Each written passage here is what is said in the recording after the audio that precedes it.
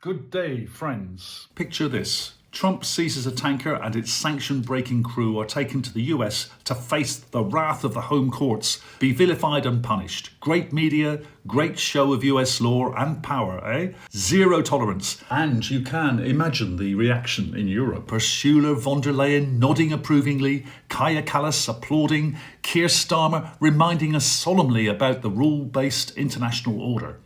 Naturally, strict enforcement would be widely celebrated, except, according to Reuters, the story didn't quite pan out. The crew was multinational, and crucially, the majority were not Russian. There were 17 Ukrainians, civilian sailors, merchant seamen, working on commercial ships that move cargo around the world.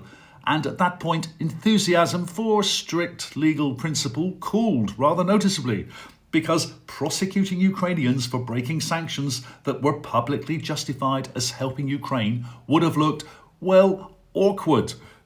According to Reuters, the Ukrainian sailors were released, and once that happened, continuing to prosecute the remaining 2 Russian sailors on the same ship, accused of the same offence, became legally and politically difficult. Reuters and Russian officials confirmed that Russian crew members returned to Russia. Sky News and Maritime Executive covered in detail the captain and senior officer being taken to the United States, but they did not publish where any of the Ukrainian crew chose to go. No destinations, no confirmations, just silence. According to a Telegram post by Ukrainian defence lawyer Tetyana Montian, the sailors were offered destination choices, and none of the Ukrainian crew wished to return to Ukraine. Why might those destinations be politically sensitive?